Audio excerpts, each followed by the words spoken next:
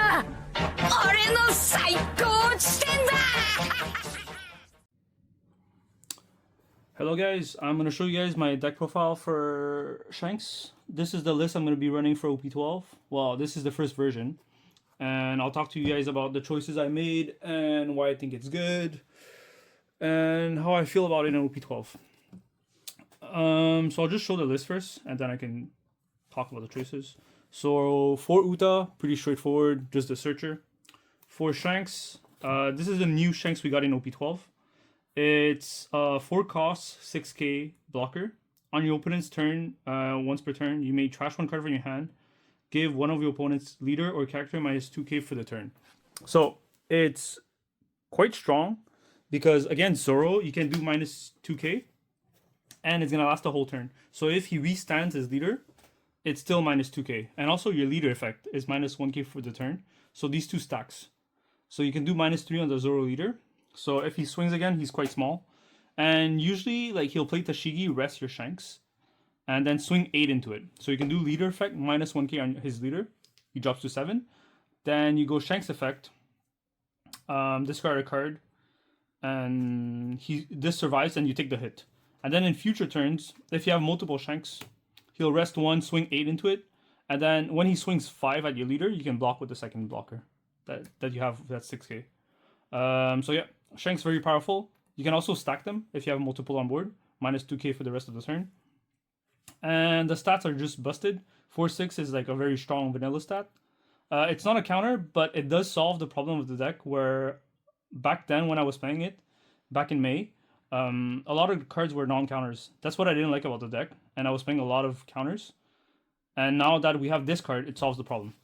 So I've talked enough about this card. Really good card. I'm running 2 Lucky Roo. Still a good card in the meta. It deals with Rayleigh early game because all his bodies are small. So once you place this, he swings, you can pop one of his bodies. So it helps you with that. And just a good card in general. So I'm just still testing it and we'll see if I keep it or not. But 2's been fine. Same story with Yasop. I like boosting my leader to 6k. Makes you beefy and also the minus 1k the next turn. Sometime when you play the even curve and you draw your odd cards, it helps you because like on 5 you have 6 dawns, you play this on 5 with 5 dawns, and then when you have 8 dawns and you only have Beckman, Yasop can help you by minus 1k and then Beckman pops whatever you need. So 2 Yasop, still testing it to see if I like it in OP12. I'm playing 4 Marco. Marco is actually quite insane. It helps you in the Rayleigh matchups.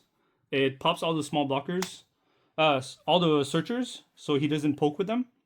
It helps you in the Zoro to pop the 2 costs blocker. It helps in general. Like I've been playing a few UPs and also like pop the Bonclay with the Marco. It helps. So it's a really good card. And worst case, it's a 1k counter. It's not searchable, but like in the Rayleigh matchup, I would mulligan to look for it because it just helps you so much. 4 Divine Departures because I want to pop 8Ks. I was always playing this card back in EBO2 to deal with GP, and GP is still around, so it's a really good card to deal with them. So 4 Divine Departures. Basically, it's your 6 Dawn play to pop a body. 4 Beckman because it's just insane, pop a 6k, and searchable off Uta. 4 Rayleigh, same story, very powerful card. 8 costs, pop a 6. That's basically it. I'm running 4 Bomb Shanks. Just because I just want to deal with the meta. It helps you deal with every big body. Mihawk is very popular now, so it helps you deal with that. If you play against Kuzan, this pops one of their bodies. It just KOs basically any cards in the game except the Emperors that are 12Ks. So very powerful card. I really like it. I'm only running 2 Rush Shanks, because I'm prioritizing KOing their board, which is a lot of KO. Like you see my list is all KOs. So only 2 Rush Shanks because the card is still very busted, but I want to control the board rather than rush them down. So this is good to like 12 into a body and then -1 for their whole board. But sometimes like they have blockers or they have a large hand size, so I just want to guarantee the kill. Just play the 10 cost bomb, just pop it. So very straightforward there. And I guess this is what my list has that's like different from others. I'm playing 4 8, 12, 16 2Ks. So like it's all 2Ks in my deck. Like I'm running 16 2Ks in the deck. So like once we get to endgame and I'm healthy, like it's pretty hard to kill me. Like I have 16 2Ks. Like try to kill me. Like it's just super hard. And mostly if I remove your board the whole game, like you'll just have trouble like killing me. So that's my list for Shanks. This is 50 cards. I'll go through the matchups. So let's start with Zoro since it's the most popular new deck in OP12. I tested a lot against Zoro. It's supposed to be unfavored. Like if you look at the stats online, like you're supposed to be unfavored into that matchup. It makes sense like on paper. Like if you play Tashigi, rest your Shanks or rest your Lucky Roo, swing into it, and then swings again at your leader. So they get insane value off the 5-cost Tashigi. But I would counter early on to save this body. If it's Lucky Roo, I let it go. But like if it's this, I usually counter to keep it alive. And throughout the game, I'll just pop their board. I'll even spend Divine Departure to pop a Tashigi because it's 7 cost, so Beckman is not in range. And then once I'm past my 6 Dawn turns, so once I start chaining Rayleigh into Shanks, like they have trouble like keeping up with me. And it's they can only come back if they've played Tashigi at some point throughout the game, and I can't pop it because I'll have to pop the Tashigi before popping anything else. And also the 2-cost blocker helps them a lot. Yeah, that's pretty much in the matchup. Also Beckman pops Cavendish, but yeah. I did not find it that difficult against the Zoro matchup, but I see why it's unfavored for other lists. But like with my list, I felt like against Zoro I was pretty good. Against Rayleigh, it's like a 50-50 matchup-ish. But I play for Marco, so even like starting turn 5, like 4 Dawns, even 4 Dawns. So at 4 Dawns, if I set up Lucky Roo, and then I just chain bodies that pops your board, like Rayleigh can't catch up. And I'm running 16 2Ks. So like even if they try to rush me down, I have counters and I have my leader effect too. So like it's quite hard for Rayleigh to like kill me. I played against a few on the sim and like that's exactly what happened. I would just play Marco, pop their board, then chain these guys, and every time they would poke me, I just like leader effect -1, discard whatever. If I have an extra Marco, I'll just give it up or Yasop. So it's really hard for them to finish me. And yes, for sure, sometimes I can break, but like most of the time, I'm pretty good into Rayleigh. Kuzan is the same story. Like their bodies are 8K, which is quite big. But you can still survive. The moment you start chaining these, like the 10 cost, you're good. And everything in the beginning, early game, they can't really do much. I think it's like a 50-50 matchup against Kuzan too, but like I think it's slightly favored for Shanks. But I don't think it's too bad. Also, Divine gets in range for all their bodies. The Kuzan matchup doesn't have much. The gameplay against most matchup is going to be the same. You're going to just try to clear their board, survive until the late game with all the counters. Against Sakazuki, like a lot of their bodies are small, so all your guys are also in range. So it's really easy for you to pop them. They play Kuzan, like Beckman is in range, Rayleigh is in range, Shanks is in range. So like even Jack is not a threat for Shanks because I can just play like Divine Departure and Jack is dead. Like I don't care about the cost, I just care about the power. So Divine Departure gets in range for Jack. There's not much more. If they play Rebecca, you can easily pop it. So yeah, that's Sakazuki.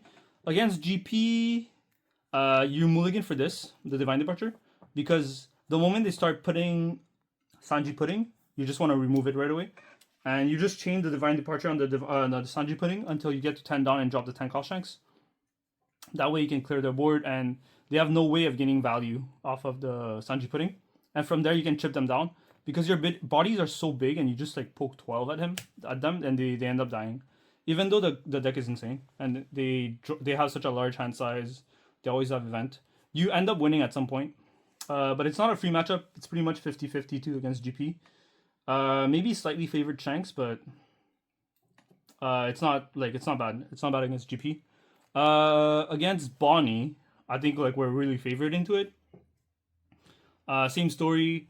The only card that gives us trouble against Bonnie is Tashigi, the 3 cost 4K that's like on KO. Like if a card would be removed rested, that card is really hard to deal with as a green card. So if you see it on board, you have to remove it ASAP. If you have to use an Otama and Marco to pop it, just do it.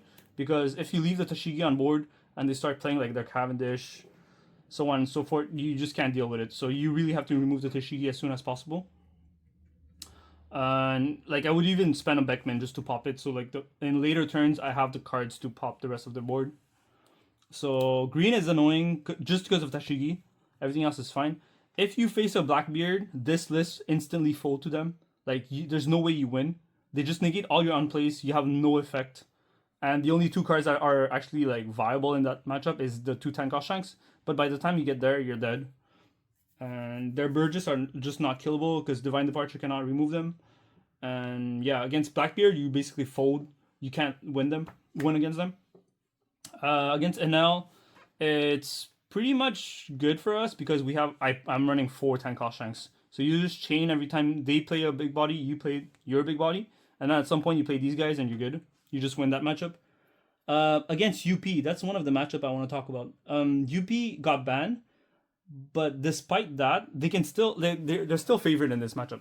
So what ended up happening is they ramp a lot faster than us, and they end up going Sanji Mihawk.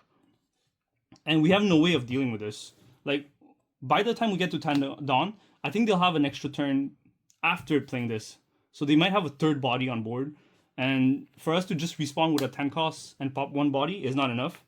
And we basically lose that matchup. But there's a card that helps us, that might help us win that matchup. It's the 9-cost Shanks from the starter deck. So I'm not running it right now because the only deck I find it good against is UP. And also like Kuzan. It's also good against Kuzan, but like I didn't feel like it was good, like worth it for me to put it in my deck for Kuzan and UP. But like if your local has a lot of those two decks, consider running this maybe at 2. Because the moment they have an 8k on board, you just respawn with this for 6 costs. You can play your 9-cost Shanks, but it's -3 if they have an 8k body on board. And your leader gets +2. But the real value of this card is it's a 10k body. So the moment they start swinging, you can just respawn to it and swing into their body and removing it. Yeah, I think that covers most of the matchups in the current meta. I've been testing the deck quite a lot with Zoro. Like I would say like I played as much Shanks as I played Zoro in OP12. And I feel like Shanks felt a lot better than Zoro. So I'll be bringing it to local and testing it more. And you guys will see how it feels in real time in tournaments. But yeah, the only card I would add is this. I would maybe cut a 10 cost, but I really like the 10 cost, so it's really hard to say. It really depends on how the meta unfolds and how it looks like. So I would consider playing this, but that's about it. Otherwise, I like the list the way it is. And yeah, if you guys have any questions, feel free to ask in the comment section below. I've been really busy. A lot of things happening in life, just busy schedule. So I don't have as much time to respond to the comments, but whenever I get the chance, I'll respond to all the comments. But yeah, that's about it. I don't think I have much more to say. If you guys have anything to add, let me know. Peace. Thanks guys for watching. Bye.